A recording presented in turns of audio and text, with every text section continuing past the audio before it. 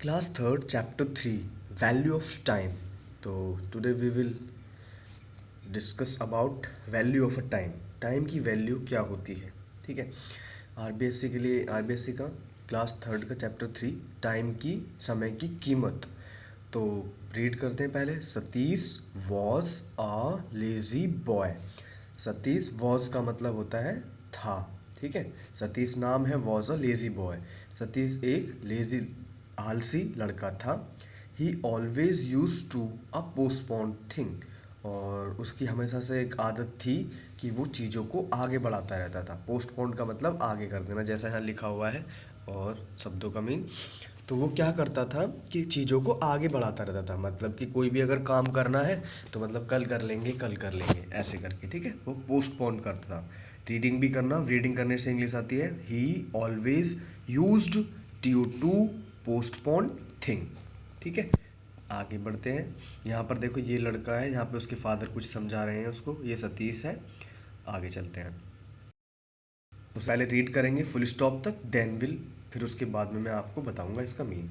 One day his father called and told him about the value of time.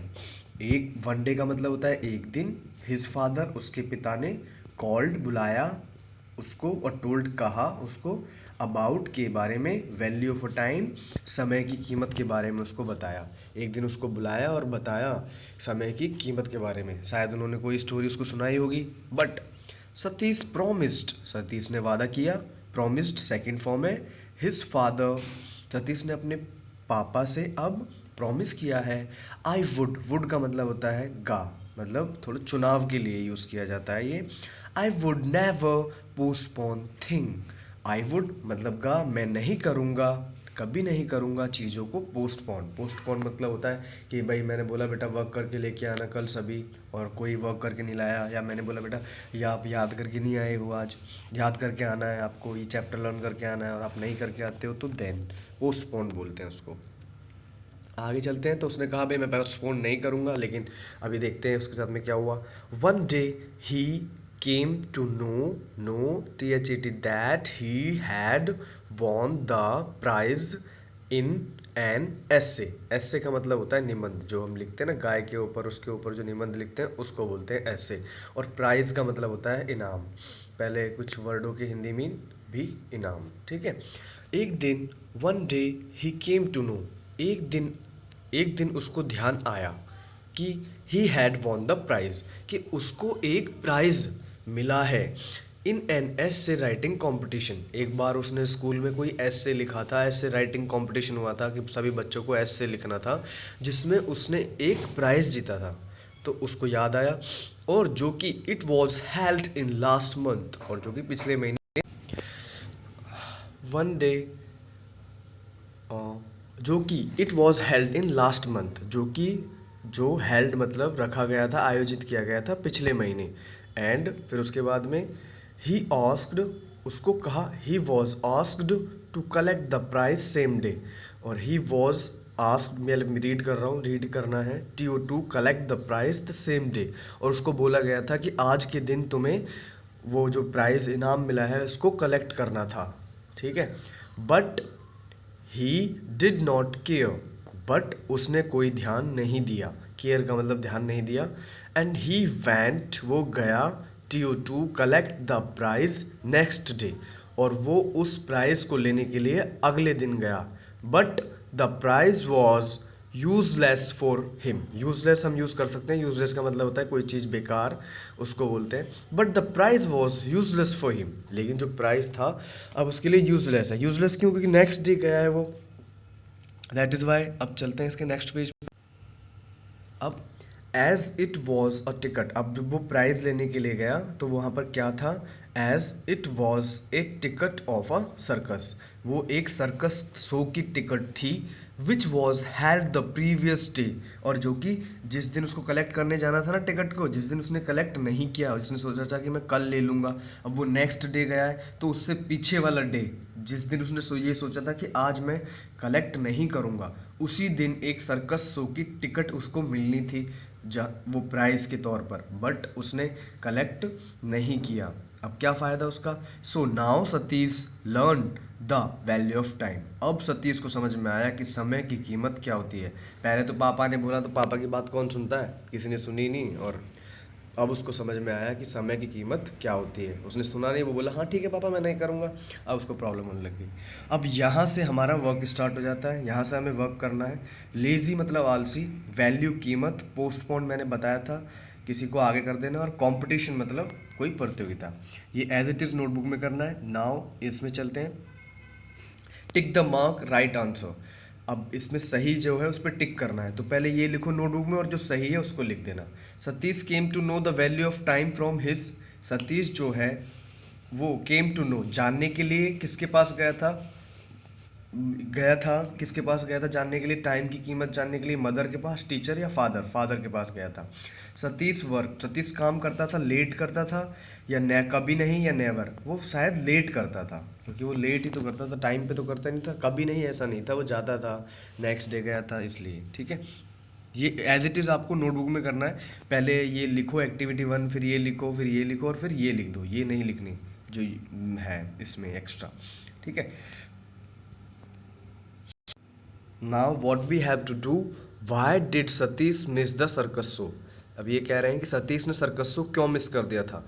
He collect the ticket late. उसने ticket को late collect किया था, या उसको late inform किया गया था? नहीं, इन्फॉर्म तो लेट हुआ ही नहीं था। ही डिड नॉट कलेक्ट किया, उसने टिकट कलेक्ट नहीं किया? नहीं, टिकट कलेक्ट किया था उसने, बट लेट कलेक्ट किया था। अब हु सैड दिस सेंटेंसेस, ये सेंटेंसेस किसने कहे? You should always do thing in time. तुम्हें अपना काम समय पर करना चाहिए, किसने कहा था? सतीश फादर ने कहा था।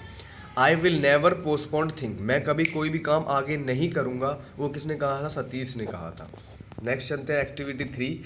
इसमें इन वर्ड को हमें पढ़ना है ध्यान से, और इनके मीन भी जानने हैं। जैसे बॉय, टॉय, इनकी प्रोनाउंसिएशन देखो डिफरेंट है। Lazy, crazy, last, fast, care, fair, fair का मतलब किराया। जैसा लिखा हुआ है हिंदी लिख लेंगे तो ज़्यादा अच्छा है, हमें याद हो जाएगा इनकी। प्राइज मतलब होता है वो इनाम या गिफ्ट। राइज उगना, डे दिन, से कहना, बट लेकिन, कट काटना, वेंट गया, सेंट भेज दिया, सेकंड फॉर्म है। तो इनकी पहले प्रोनाउंसिएशन को रीड भी करना है ऐसे। Boy, toy, lazy, crazy, last, fast, care, fair, prize, rise, day, say, but, cut, went, sent. It is very simple. अब यहाँ पे हमें क्या करना है? Read the sentence with the help of your teacher and discuss the underline words. Government की book में भी काफ़ी चीज़ें होती हैं, ऐसा कुछ नहीं है कि गवर्नमेंट वाले बच्चों को इंग्लिश नहीं आती या कुछ भी है। इतना अच्छा दे रखा है इसमें ग्रामर भी। अब सतीश, लेकिन पढ़ते नहीं है ना। Satish was a lazy boy, Satish was a lazy boy, Satish is a lazy boy. दोनों सेंटेंस सेम है, बस थोड़ा सा अंतर है। वाज का मतलब होता है था, थी, थे। ठीक है, ये फ्यूचर इंडेफिनिट टेंस है। और इज मतलब होता है। ठीक है, तो Satish was a lazy boy, Satish एक आलसी लड़का था। Satish is a lazy boy, Satish एक लेजी लड़का है। तो दोनों का मीन भी लिखा हुआ है। इसको बना, ऐसे बहुत सारे सेंटेंसेस बनाने, अपने आसपास बनाओ, 10 सेंटेंस बनाओ। He is a lazy girl, he is a lazy boy, या किसी के बारे में डिस्कस करो, बहुत सारे सेंटेंस बनाओ। He is a girl, he is a boy, and he is my father, ऐसे करके बहुत सारे सेंटेंसेस हम बना सकते हैं। नेक्स्ट वी हैव कि it was a ticket of circus show. वो यह वॉज थी a ticket of circus show, वो एक सर्कस शो की टिकट थी। It was a ticket of circus show, यह एक सर्कस शो की टिकट है। तो वही था का और है का है। अब इट से भी सेंटेंस बनाने हैं हमें बहुत सारे। जैसे it was a my bottle, या it was a pencil, sorry it was a, या वहाँ पर देयर वॉज अ काइट, ऐसे करके। या इट इज़ इस पहले बोला this is sky and it is a star, ऐसे करके हमें इससे भी बहुत सारे सेंटेंसेस बनाने हैं। नेक्स्ट चलते हैं। इसमें क्या करना है? Read this poem and enjoy करना है।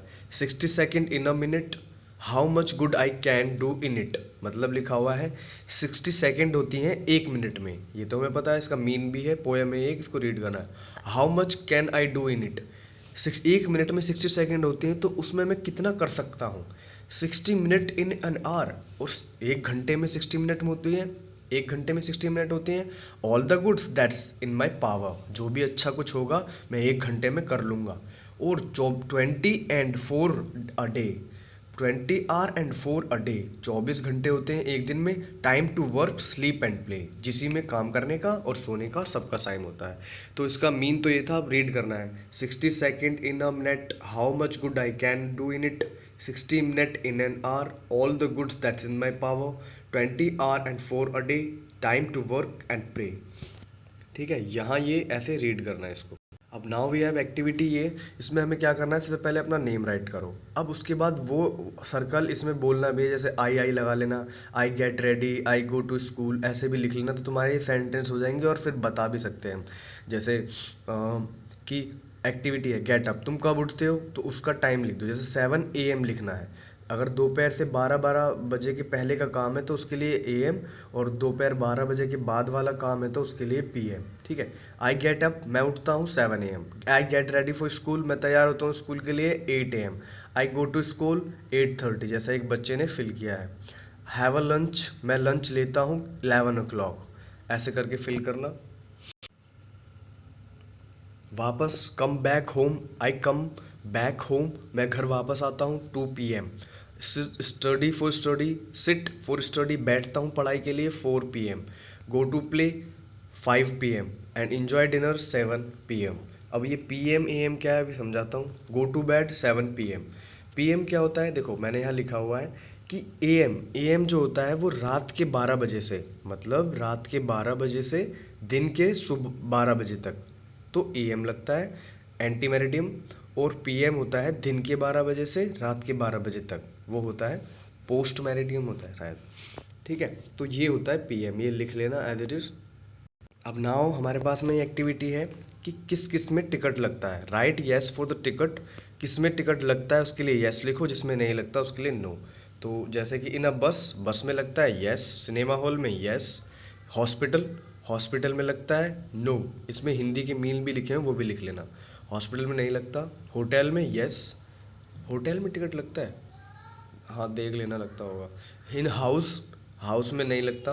पार्क में, पार्क में कहीं लगता है कहीं पे नहीं लगता है, तो नो यस दोनों लिखने। स्कूल में नो, शॉप पे नो, टेम्पल में नो लगता, नहीं लगता। ट्रेन में यस लगता है वहाँ पे।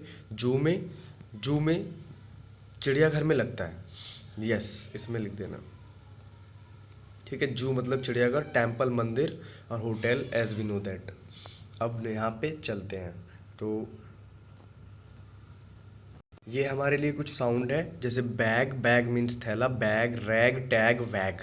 तो इससे साउंड बोलने हैं, पहले प्रोनाउंस करना है। बैग थैला, रैग कपड़े का टुकड़ा, टैग कपड़े पे जो लगा होता है वो, वैग मतलब हिलना।